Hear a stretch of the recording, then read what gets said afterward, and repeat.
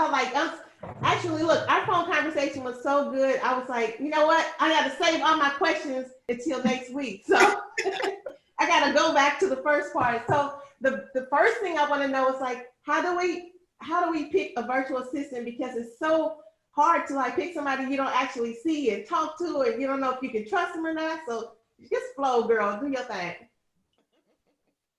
Okay. So, I've had my own business for about 13 years now, because I think I've been saying 12 for like 4 years. So, and I've always had them. I'm not really sure how I got introduced to them, but I do know I've always been all things international, like everything. As I told Traci, like I love everything about international. And so it made sense to me because our dollar goes farther in other countries, right? Like you go to another country and you buy a dress for $2, but it costs $30 here. And you buy food for like 50 cents in like another country, and that same meal will cost you $20. So it's the same when it comes to salaries for people that can do the same exact things that we do here in the US. Not only that, a lot of times that money is more valuable to the other people in other countries. So their work ethic is going to be stronger because they, every dollar counts, right? Not like us, we are hard workers too, but sometimes that assistant role is not always as powerful and as cherished as it is when it comes to other cultures.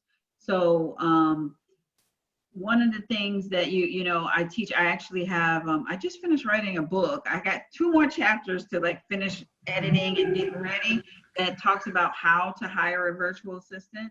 Because as I'm doing this, I just launched a month ago, and coming from the branding and marketing business, and I still do that for clients, but they all need a virtual assistant. Because here's the thing, not everybody's going to be consistent with their social media. It's hard. You're doing 50 things every day. We're all overwhelmed. I wake up in the morning with a task list already started, so I have to dump it out on my notebook. And so I'm, giving some of that away to my virtual assistants. I have a team of probably about 6 people for virtual assistants working for me. I have a business friend. He's my like business bestie / I don't know what else to call him, but he has 10 virtual assistants running his Amazon business that he makes probably about $20,000 a month, and he does nothing but make sure they do their job. It took him a year to get there, but now you're talking 4 years later where he's like moving to the next business. And he can just tell those same 10 people, here's our next venture, and you're going to make more money. So he can just keep building businesses, and they're running them all. Right? Hey, Wanda. Hey, Wanda. Welcome back. So a virtual assistant is essentially, and they can be local. They do not have to be from another country, but I just think you can stretch your dollar further. And guess what? All the major corporations have been doing this for years, because when you call Verizon or Comcast, who is answering? Somebody right? There are people with accents. Right. So here's my other question I had asked about was, what's a good price to pay for a virtual assistant, and what all can you get them to do for you? For my company, it's called Virtuosity. I charge flat fee because the hourly wage is hard to measure, right? Because how do you know what they're doing for those 5 hours? How are you going to measure it? Then you get stressed out about, okay, I got to make sure I give them things to do for the 5 hours.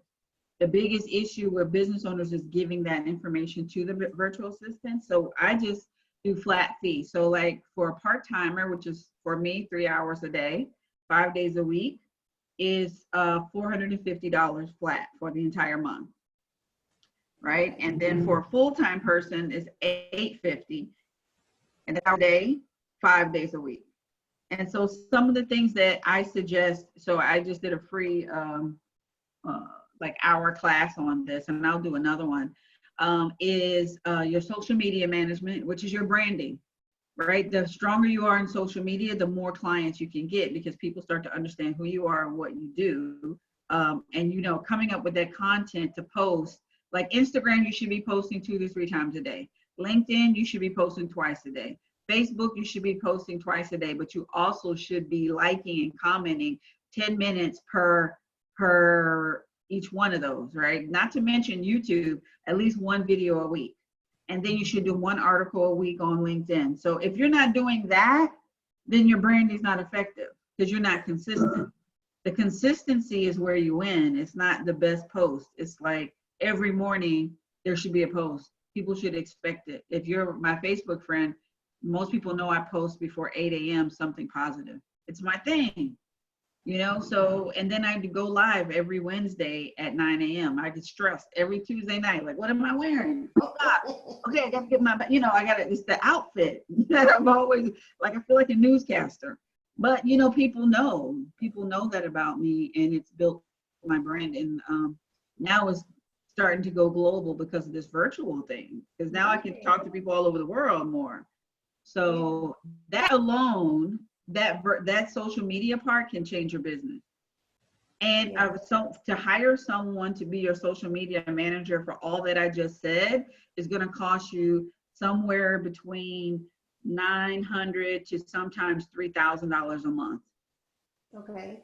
So if you have somebody full-time, you know, part-time dedicated to you 3 hours a week helping you build content, that $450 is going to pay for itself in 3 months, maybe even less.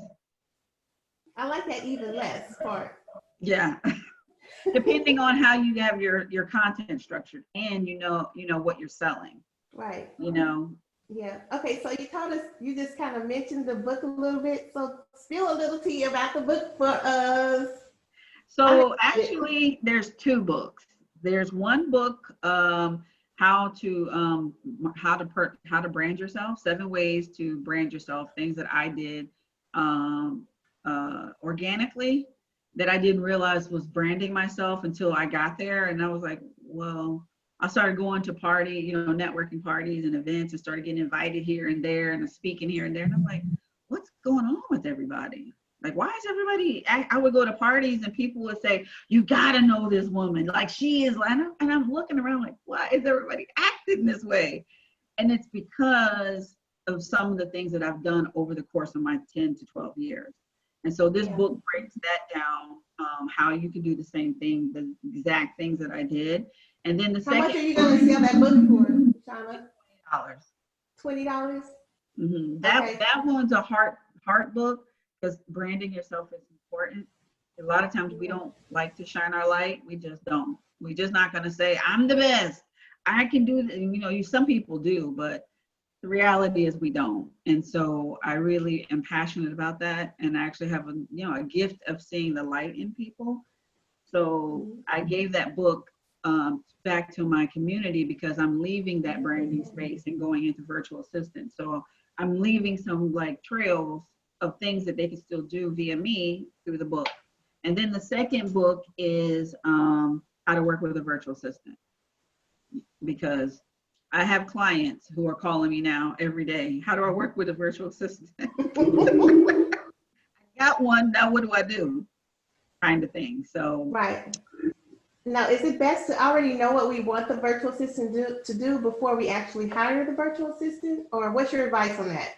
Definitely have I would think backwards to what things are you doing? What things cause you to make the most money now? Like, is it a Facebook post? Is it a video that you send out? Is it an email that you blast out to all your database? Do you have a database? Because now you got to think, if I don't have a database, that's one of the things I need to work on. Get that database organized, and you and your virtual assistant can plan on how to do that, right? Like, okay, so you tell your virtual assistant, one of the things I want to do is build my database and my list. So those are the tasks that I'm going to ask you to do. And she may say, or he may say, all right, so, the first step is to download your Google contacts and clean that up, because everybody has a database. They just haven't downloaded it and cleaned it up. And then you need to set up a email campaign to email them once a month, because they forgot. They're out there. Your people that love and know you and trust you, they're out there in the world. They just forgot about you. You ever did a post and they're like, oh my God, that's right. You do that. I already bought it from somebody else, but sorry, because guess what? You weren't there in their face. So you got to hit them Facebook. You got to hit them on your social media, email marketing. And then, well, we're not doing face-to-face, but you can still do Zoom calls, right, with those people. Right. Yeah, that's important. Shauna, I'm sorry. I wanted to ask you about the power and control problem, asking for a friend, of course. Relinquishing power and control to give to your virtual assistant. Do you ever think about what it looks like as far as micromanaging, or do you literally give them a job, expect them to do it, and then not check back on it again? Or how do you actually assign something and expect to get it done? I didn't know if it's an expectation topic or if you talk about that before you actually do the hiring. That is an amazing question. That is a huge question. As a matter of fact, you can't see my board because it's backwards, but this says, can you let go? Hashtag control freak. Yeah, hashtag, I know what that means. Also, while you said the backwards thing, I changed your picture because I wanted to make sure when you guys look at this, is it correct or is it backwards? No, it's Yeah, correct. it's correct. Correct. Now, is it correct or backwards? Correct. Correct. Correct. Okay. I just wanted to know because when I'm looking at it, it comes back differently. But the Well, that's good because that do you means know we see anybody? it. Do you know anybody that's a control freak? So, you know, the thing is, as women typically are more of a control freak than men because, you know, in our households, we are the managers. So we want everything to be right, especially if you're also a perfectionist on top of being a woman, right? So, you know, I'm not throwing us under the bus, but it's some of the beauty of us because we can manage multitask and we need things to be the way we like them to be. And so with this, and actually I had a gentleman from Eastern Europe and I knew he was going to have a problem with it because, you know, Eastern Europe, that culture is very controlling based on the culture. It's not, you know, that's just how they are. So, Kathy, the first thing is admitting it and then saying, all right, I know that sometimes being controlling sometimes doesn't, it hurts us because we sometimes can't hear new ideas or new ways of doing things. And sometimes you also got to remember that when you first started your business, you made a lot of mistakes too, right? And so you have to be able to let people make mistakes. You got to have that expectation from the beginning. So when it happens, you're like, okay, this is normal. I know that this is normal because they're learning how I do things. I made mistakes when I first started my Facebook, when I set up my website, when I talked to a client, when I had my first, you know, product, like you sold your first, that water filtration system. I'm sure the first like big thing you did, you were like, oh God, I fudged that up. I didn't say all the things I wanted to say. So is everybody else on your team. They're going to do the same thing. And you just have to be loving and supportive, and the more supportive and loving you are, you empower them to take your business to the next level without you asking. But you have to first go through that first, I say 3 to 6 months of being patient. And they ask a lot of questions because they don't want to mess up. So you're going to get overwhelmed with like, ma'am, I just want to make sure I'm doing this right. I'm sending you a link to the post. I'm sending you a link to that. Is this okay? And at first you're like, oh my God, if they ask me one more question. But that is the process. You know, I'm letting you know ahead of time. So you're not like, Shauna, this person that asked me 20 times the same question. The truth is that is the nature of this business and having a virtual assistant. But the value that comes on the other end is priceless. I'm telling you, you make more money. You wake up in the morning. Some of my business owners are like, Shauna, I woke up this morning and stuff was done. I'm not used to that. Like you literally can even have them answer your emails. Having your email answered and your phone calls answered is a life you're not, if you've never experienced it, it's like you lost 20 pounds because you're not having to chase after each thing. Like, you know how you ever woke up and your emails are driving you all over the place? I got to do this. I got to answer this. I got to send them this. What is this? And have somebody just say, you know what, I answered all your emails. And if they have a question, they just come, they message you on your Facebook or however you set up your communication system. So long answer to short, it's a challenge. But if you're willing to go through the challenge, you will be rewarded in the end. It's definitely going to be painful. Well, Shauna, I have a feeling what the other things behind you says, not joy, but the one in the middle. Oh, so this is my favorite quote this here, and it says, Uh-huh. as a man thinketh." I believe we are all responsible for our lives, and we don't want to when it's bad. But I believe, and I don't know everybody's belief system, but it certainly seems to be true.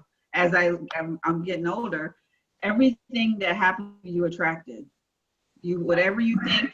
Jesus said it. Buddha said it. Napoleon Hill said it. Like, we can't deny it. We don't want to admit it because we don't want to admit that we attracted something negative. And it's not really negative. Sometimes it's just your lesson, right? Right. Those hard Well, lessons. I certainly agree with that. And I Yeah, the love it. hardest one's the best one. So I'm sorry, Well, what'd you say? I say, Kathy, thank you for your question for your friend, of course, about the control freak stuff. Oh yeah, her But friend. it seems like if we do let go and hire somebody to do the things that, we're trying to learn how to do and kind of mumbling and fumbling our time with and let them do what they're expert, then it gives us way more time to do what we're experts at, like create content. So do they also create content for you is my question for you as well. Absolutely. Absolutely. One of the things that, hey, Ricardo. Hi. One of the things that I love is when I get a new branding client, and I don't have many, but I'm still, somehow they're still coming, especially now. So I always ask them for like maybe 25 to 30 pictures of themselves. And so the virtual assistant will then put their quotes on top of their pictures for their branding, so that we give you all that branding to do. So you just come up with your quotes, write your picture, do your pictures, send it all to your virtual assistant, approve them all, and now they're all coming out over the month on top of some other things to add to it. Whew, I like that. Okay, so I have a branding question now, because that's a time saver right there, y'all. So I have a branding question. Now, one thing that you said to me that was really helpful in our short conversation, because I can't wait to talk to you again. I got to ask you about old boy that makes 20,000. And you didn't mention that. Oh yeah, this guy is like, he is amazing. His name is Andres. So he would love to talk and share with you how he feels about passive income. He changed my whole business model on like how to do this passively so you can live, Awesome. Okay, so what is the biggest thing that we need to know about branding besides that question that you gave us? Or give us some questions that we need to answer for ourselves so we can know about how to brand ourselves effectively. Okay, so a very small detail that we don't really probably think about that's very powerful. And branding is not actually asking for the sale. Branding is putting yourself out there so much that you don't have to ask for the sale. People just want to know what it is that you do. If you do it well, people will come to you. And so one of the challenges is changing how you look and your business, right? The logo, people go, I don't know, that logo, I just want to change it up 3 years later. Why? Nobody cared. You just cared because you were just thinking of things that have really that's not a money-making activity, right? So the logo, get it done very well so that it can blow up and it's small. Just spend the money on a great logo up front. Okay, and never ever change it, because that's what people know you as. If you change it, all those 3 years of them getting used to seeing that logo, you're making people start over. And now they're thinking subconsciously. Remember, people do make decisions subconsciously, not straightforward. That's why companies like Starbucks, Apple, Coca-Cola spend millions on, messaging, like not the words, but the music, the colors, the symbols. And we as small business owners don't pay attention. We get caught up in, I want to change my hair color today because that's just what I want to do. I'm going to wear a wig today and it's going to be different from yesterday. Meanwhile, they put out all this content that they look this way. They go to Starbucks and their clients are in there that saw them with the wig on the picture. Meanwhile, they missed the money because they don't look the same. Drives me bananas. Can you tell? Drives me bananas. Drives me insane. And people know me at events and they start getting defensive before they see me. I care about you and those that on hair thing. I want to change my hair because I want to change it. Well, okay, change it. but you're building a brand here. You're building yourself as an icon. So when people see you, they know that, oh, right, that's right. I've seen this lady. I've seen her colors. I've seen that somewhere. I'm feeling familiar. So by the time you talk, they're not going to ask a lot of questions because they already have built this thing in the back of their brain of who you are. Right. So your look is important. And your look everywhere you go. When you go out, like I tell my granddaughter who's only 6, who's doing TikToks right now, if you don't do your hair, if your mom let you do another TikTok with that head not being done, I'm going to be upset. Because, you know, people are making a judgment on her. And, you know, TikTok is a platform where you're building a brand. And somebody might want to see her for a commercial and your hair's not done. Not that you got to be perfect. Don't get me wrong. You don't have to wear makeup every day. You don't have to have the best hairstyle with the best this or that, but invest in a look and stick with it. It will pay off, especially if it's unique. If it's unique, like for me, typically my hair is blonde, right? Usually my it's like half dark and half blonde. If you see my pictures anywhere, that's what it is. And the only reason why it's not blonde is because I tried to do it myself and it just didn't work out. Clearly, it didn't go blonde, and so I'm like, man. And so thank God coronavirus is not, thank God it's here, but I'm not out and about as much. And so all you can see is this face right here. But typically I like to look exactly like my picture. And I just suggest you also do not change your Facebook, your profiles on your social media. You know how people change their profile picture every week? I'm not sure what that's about, but it seems like it gets you more traction, right? You hit the new profile, everybody's like, yeah, you look cute, oh, nice. But that little circle is also a thing that they get to know you as. So whenever you're commenting, they go, oh yeah, I know who that is. That's Traci, because she's got the, I already looked for you with the circle and the hat, right? If I don't see that, I know it's not you. I'm like, oh, that's not the right Traci. I can't even see your little face there, but I can see your circle that you've already started. So now you can't take the circle off or we won't recognize you. Yeah, see, Kathy, you look like the picture. And so you have the same hairstyle right now. Thank you. Lisa, I'm not sure what your Facebook profile is, but if you friend me, I hope you look like that because I'm going to be like, who is that? Like, I'm going to remember the name, but the face. And it's different. You know, you look for the person's face, right? Like, right. And then the other quick thing that I would say, these are just basic things that you should keep the same forever if you can, is make sure your profile picture is the same on every single thing, right? Like, it's like going to different parties with different outfits and hairstyles on. You go to LinkedIn party and you got on like, I don't know, your hair slicked back. You go to your Facebook party and you got on like a hat and we can, you know, then you go to the next party and it's like something from 3 years ago and you're sitting on a car 20 feet away from the camera.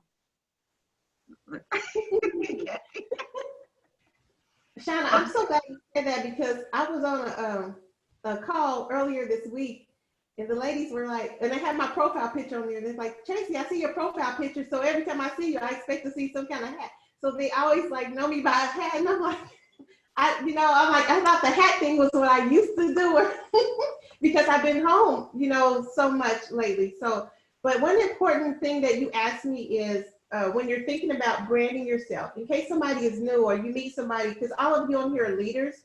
And so in case you guys have some new people come on your team, one question that she told me was, Traci, what do you want to be known for? And I was like, I gotta think about that. And so it gave me a few minutes and I was like, this is what I want to be known for. And so that was like really helpful tip that Shauna gave us. And I know we don't have a lot more time, but, and I didn't want to take up a lot of time, but I do have to ask you this. Okay, so when the book comes out, the 2 books come out, are you giving any kind of special discounts or anything like that? That's where we want you to spill a little bit more out for us. So the branding book is just $20 with $5 shipping. And the virtual assistant book is being a pre-sale for $20, but I'm actually going to sell it for $40 on Amazon. And the branding book, I closed down the pre-sale because everybody who bought the pre-sale, I put them in the book on the front page as acknowledgement. So then that won't be out to purchase probably till the end of June, the branding book. But the virtual assistant book is still in pre-sale. So you can, like if you want to purchase the book now at 20, I'm also putting you on the front of the book that says, hey, these are the people that believed in me. And, you know, and I put you actually in the book forever, and also on the landing page that I'm creating to go along with it. So the virtual assistant book is $20, but it will be $40 when it gets on Amazon in 2 months. Yes, ma'am. I just wanted to ask a question, and I appreciate the branding topic because my logo is behind me, and that's why when you said you spend a lot of money for something that works, you are so correct, because this has been my brand for 12 years, and that really is how I'm known. When both my books came out, one of the things I offered is the first 20 people who purchase a book from this post and mention it, because Amazon doesn't at least give me a list of who purchases, I will give you 30 minutes so we can actually discuss some of the things in the book or what your expectations might be. And those are the kind of things, in your case, 20, 50, 100, I don't know what kind of following that part would be for you, or maybe even the first 5, because it would be overwhelming, but it really got the momentum going. And that's why I was wondering if that would be something that would be a good fit for you when you do your launch. So I did my launch for the virtual assistant book only in the group that I met Traci in called, Yes. you know, I did that as a test for 2 reasons. I already launched the branding book on my personal Facebook page. Did you do it on LinkedIn? Yes, I did it on LinkedIn and I did it on my page, and I got a lot of response and a lot of support on that. And the virtual assistant business, I wanted to come out of the main page and do something new with a new tribe, because I was looking for a new tribe anyway.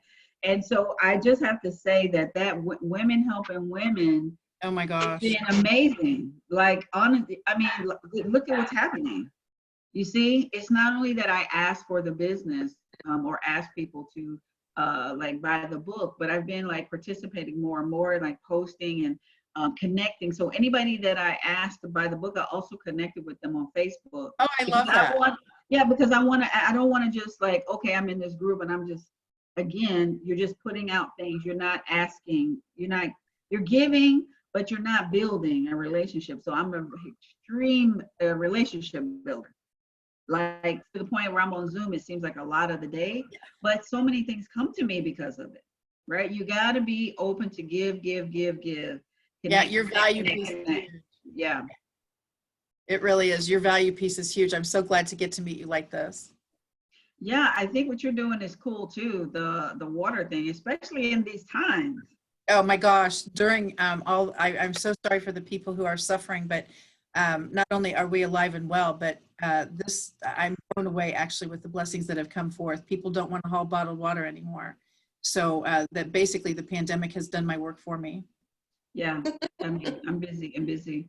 I'm super busy. Like, I'm like literally to the point where I'm like, okay, so how many hours in this day can I really work?